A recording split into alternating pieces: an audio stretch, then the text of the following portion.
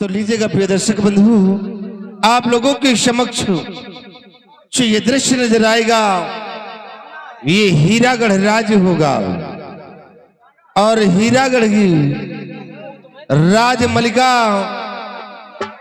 शोभावती सिंह अपने यथाउचित स्थान पे विराजमान नजर आएंगी और राजमलिका के दाहिनी तरफ उनके बड़े बेटे जौहर सिंह अपने यथाउचित स्थान पे विराजमान नजर आएंगे और राजमलिका के बाईं तरफ उनके छोटे बेटे नाहर सिंह व उनकी अर्धांगिनी गीता सिंह अपने यथाउचित स्थान पे विराजमान नजर आएंगे। पहरेदार पे सिपाही तैनात हैं। राजमाता ताज व तख्त की सलामती के लिए कंचनिया मुबारकबाद पेश कर रही हैं।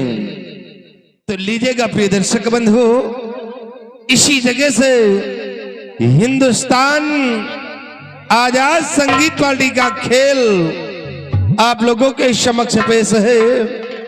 खेल का नाम पुनः गौर करिएगा, खेल का नाम है राजगद्दी की जंग। राजगद्दी की जंग, लहू के दो रंग, बेस्या का प्यार उर्फ डाकू लाखन सिंह।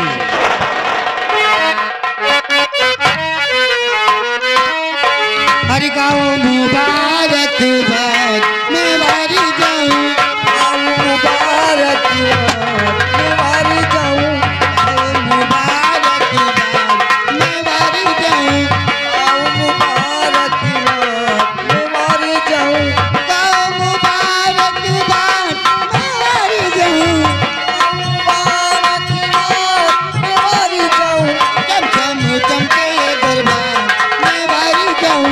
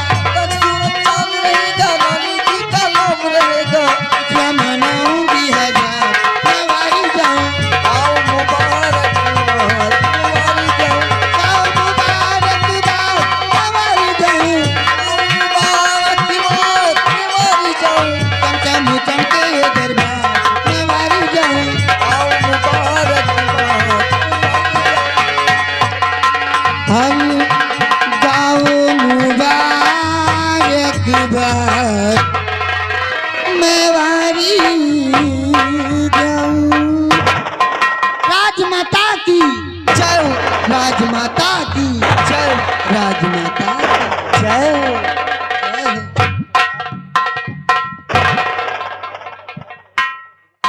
सिपाही इन कंचनियों को 5-5 असरफिया और एक साड़ियां देकर इन्हें रुखसत कर दो।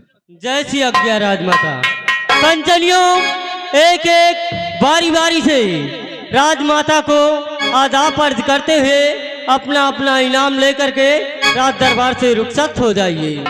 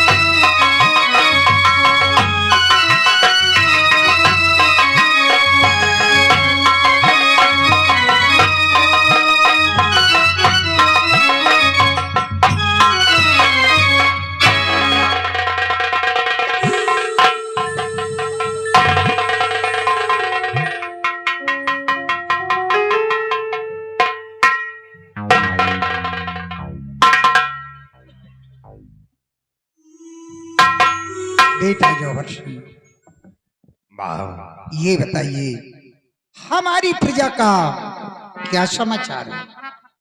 माँ ये हमारी प्रजा आपके शासन काल से खुश है माते। हमारी प्रजा को किसी प्रकार की तकलीफ नहीं है माते। बेटा ऐसा ही होना चाहिए। हमारी प्रजा को किसी प्रकार की तकलीफ नहीं होनी चाहिए। अगर हमारी प्रजा को किसी प्रकार की तकलीफ हुई तो समझ लो मुझे तकलीफ है। नहीं माँ, प्रजा की हर परेशानी को दूर करना ये हमारा परम कर्तव्य है। आप इसके लिए बेफिक्र रहिए माती। लेकिन बेटा आज काफी दिन हो चुके हैं, सीमा सरहद का कोई समाचार नहीं मिला। इसलिए मेरा हुक्म है कि सेनापति अमर सिंह को तत्काल बुलाया जाए। क्या माती? सिवाय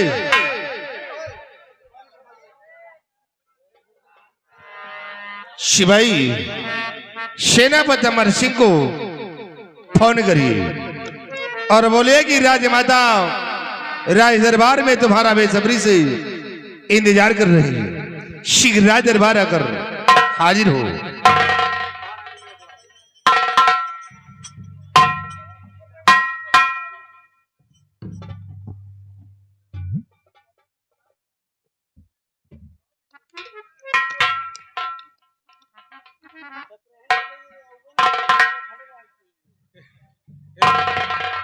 एमा टावर नहीं, 3 खूंटी हो तो काम हो, एक खूंटी नहीं न। खूंटी न हो तो कौनो खूंटे पकड़ ले रेसी वाली खूंटी है, तीनों पकड़ ली।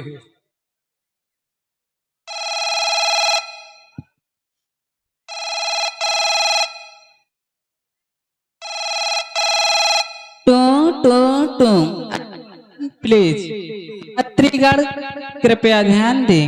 गाड़ी नंबर 14041 प्रयागराज संगम से दिल्ली को जाने वाली ऊंचाहार एक्सप्रेस अपने निर्धारित समय 2 घंटे से देरी की आएगी। कृपया अपना सामान पकड़ कर बैठे। तेरी माँ का फोन मारूं, लगाया कहाँ का निकल गया साला रेलवे स्टेशन। बोल रहा है यात्रीगण अपने सामान को पकड़ के बैठे।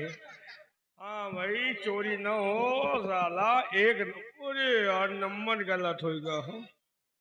रुक जाओ,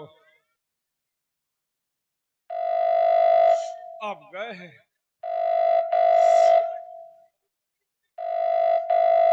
हेलो, कौन बदतमीज है आधी रात को फोन करके परेशान करता है? किस लिए फोन किया इतनी रात को? मैं गौरीगंज कोतवाली से दरोगा जी बोल रही हूँ। बदतमीज कहेगा, आधी रात को फोन करके परेशान करता है। अगर दोबारा फोन किया ना तो जेल जाएगा, झेल जाएगा। रख फोन, इडियट कहेगा। अब झेले के ताकत नहीं, जो झेलने का रहा झेल गई। अरे 100 नंबर पहुंच गया हो। कहा है जेल जाएगा, झेल जाएगा। अब झेलने की ताकत नहीं, गड़बड़ा गया। अरे भाई कहो दरोगा सही रहे नहीं, मौते हो जा।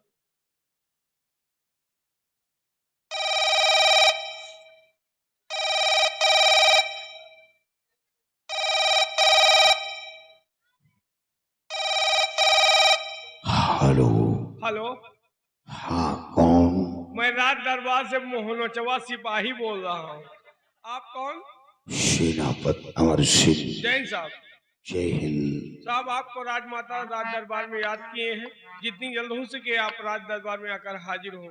क्या राज दरबार में राजमाता याद की? Yes sir.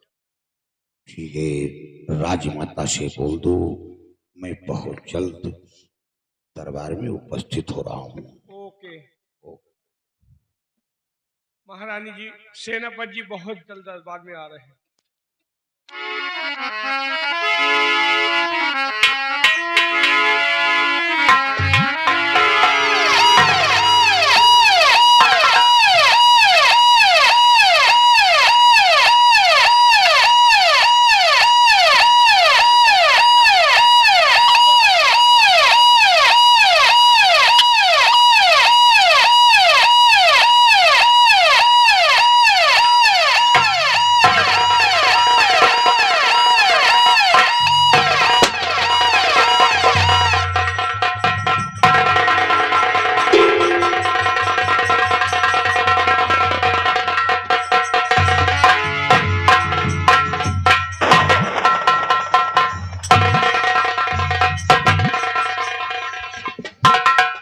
फरमाइए हुजूर, आज हमें दरबार में क्यों तलब किया गया?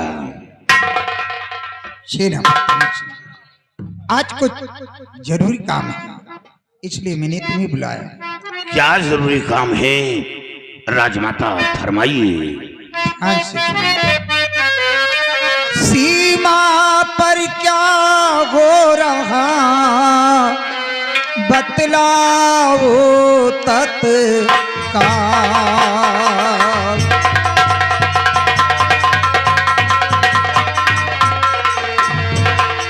सीमा पर क्या हो रहा बतलाओ तत्काल। कहिए इस दम क्या है सेना की क्या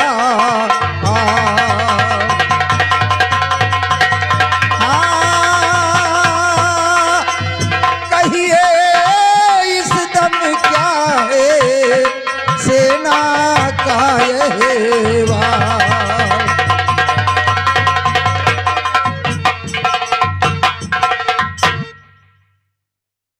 अमर सिंह, हमारी सीमा सरहद का क्या समाचार है? राजमाता, जब तक मैं सीमा पर कार्यरत हूं, आपको चिंता करने की कोई जरूरत नहीं। और सीमा पर है आपकी फौज खड़ी तैनात।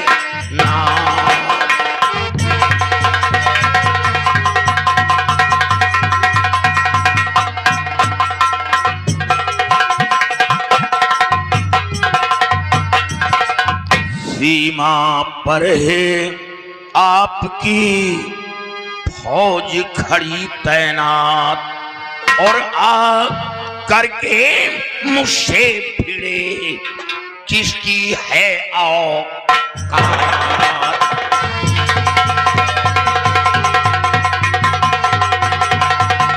और आ करके मुझसे भिड़े किसकी है औकात।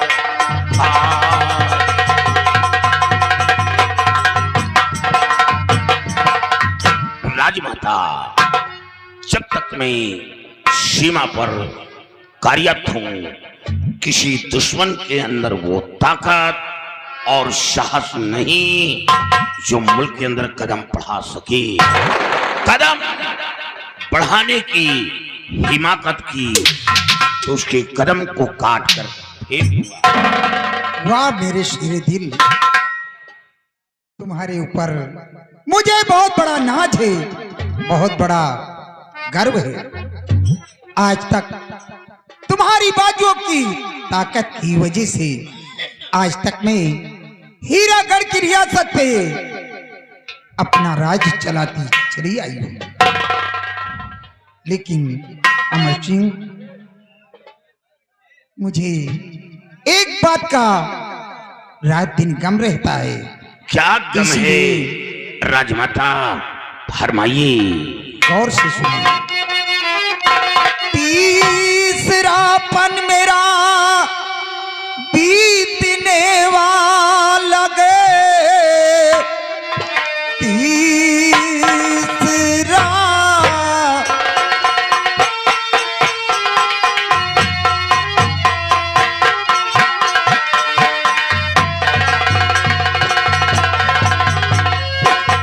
तीसरापन मेरा बीतने वाला गे, जिंदगी का कोई भरोसा नहीं।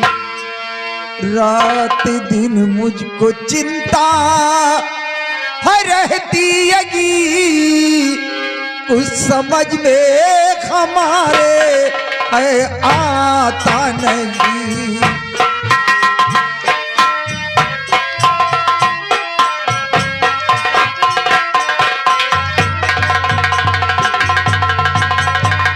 रात दिन मुझको चिंता है रहती यगी, कुछ समझ में हमारे आता नहीं।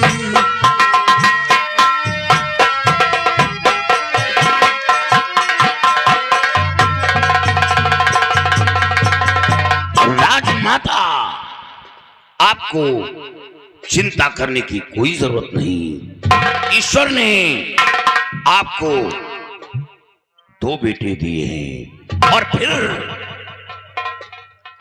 चिंता करने की जरूरत क्या है? बेटा अमर सिंह, तुम ठीक कहते हो, लेकिन तुम्हें अच्छी तरह मालूम है कि तीसरापन मेरा बीतने वाला है। मेरी जिंदगी का कोई भरोसा नहीं कि कब जिंदगी का शाम हो जाए, मेरा ऊपर वाले के यहां से बुलावा आ जाए। इसीलिए मैं तुमसे कुछ सलाह लेना चाहती हूँ। सलाह? राजमाता, आप हमें इस काबिल समझा, क्या सलाह लेना चाहती हैं? मैं जरूर उस सलाह में शारीक हूं। अमर सिंह करिए जरा विचार, अमर सिंह करिए जरा विचार, ताज पर किसका हो अधिकार।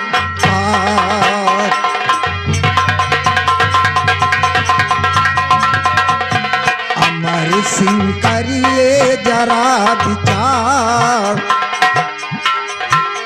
अमर सिंह करिए जरा विचार, ताज पर किसका हो अधिकार।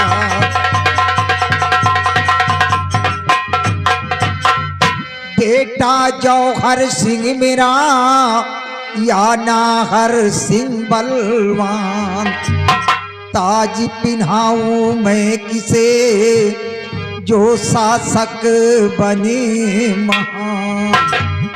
उपस्थित दोनों राजकुमार, उपस्थित दोनों राजकुमार, ताज पर किसका हो अधिकार।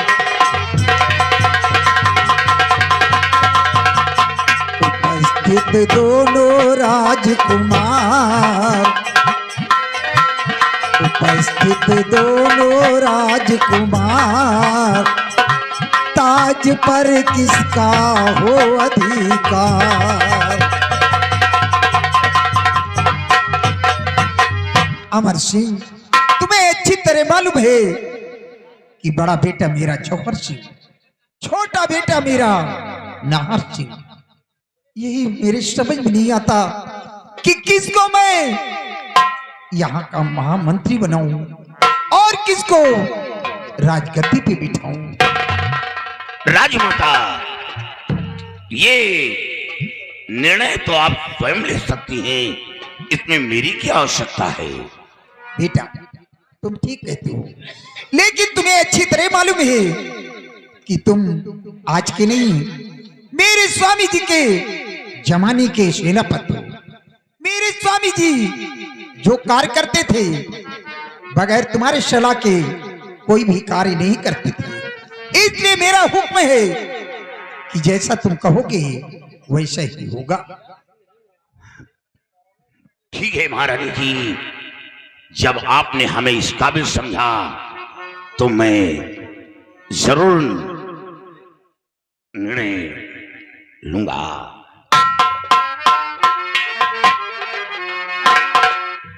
और रानी जी सुनिए मेरा विचार, रानी जी सुनिए मेरा विचार, ताज पर नाहर का अधिकार।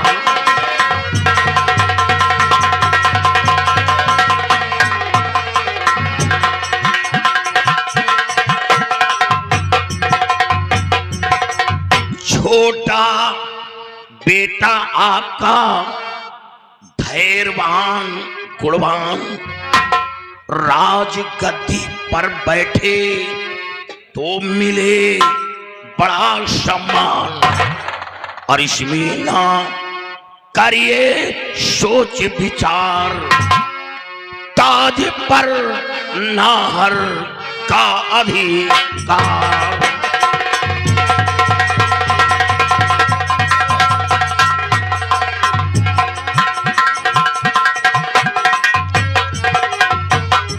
राजमाता, आप अपने बड़े बेटे को यहाँ का महामंत्री बनाएं और छोटे बेटे को राजगद्दी।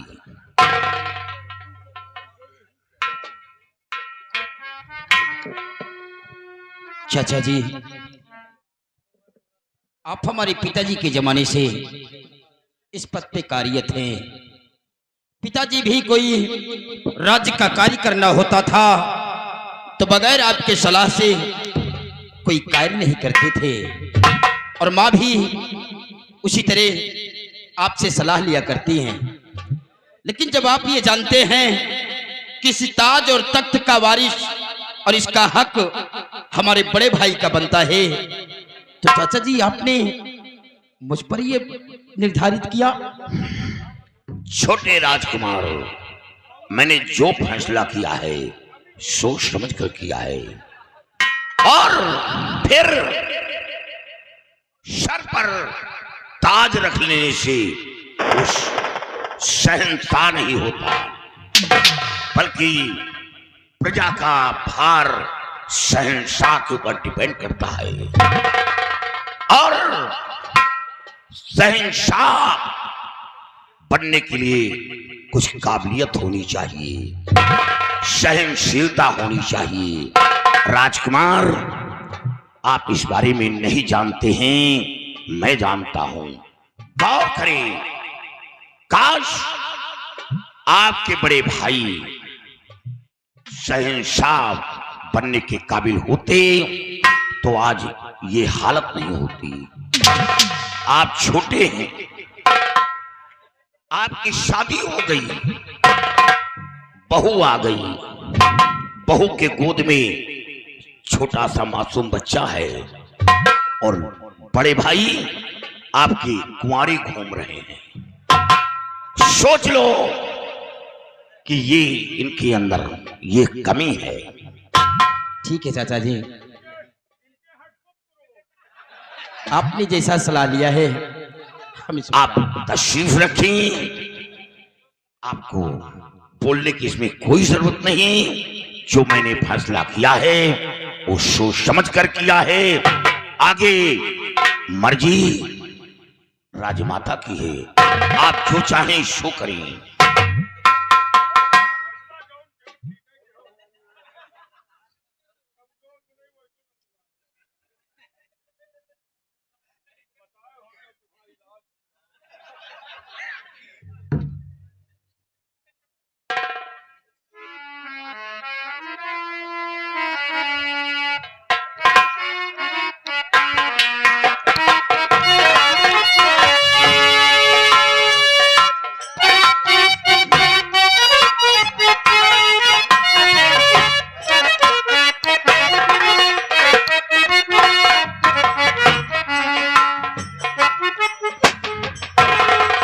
महाराज नाहर सिंह की, महाराज नाहर सिंह की, महाराज नाहर सिंह की। महामंत्री की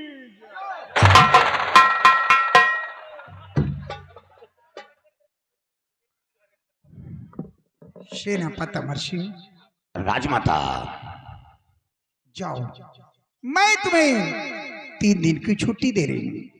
जाकर अपनी बंगले पे आराम करो और चौथे दिन ड्यूटी पे तैनात हो जाना। आपका हुक्म शराफों पर।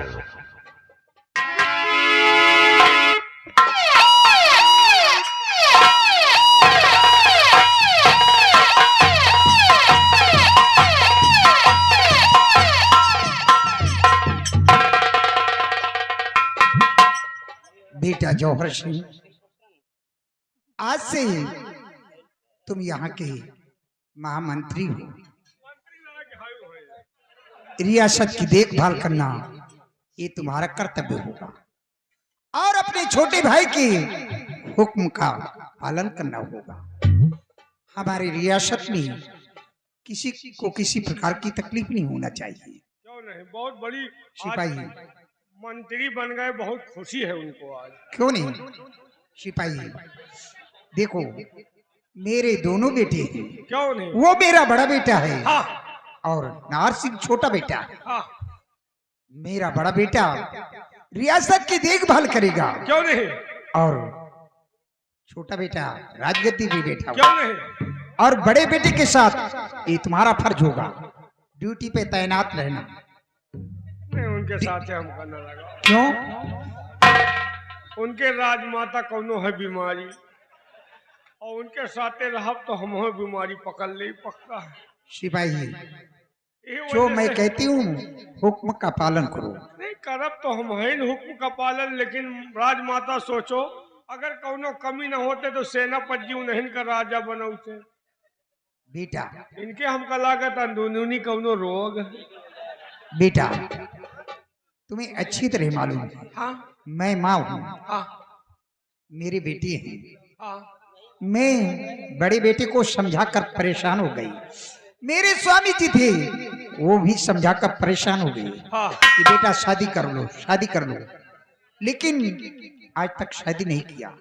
इसलिए मैं समझाकर परेशान हो गई, हाँ। तब मुझे छोटे बेटे का शादी करना पड़ा। अब ये न करी नहीं शादी न करी है, का करी हो खैर मजबूरी। इन बातों को छोड़िए, हाँ, मेन गेट का दरवाजा बंद कर दीजिए। बहुत अच्छी बात।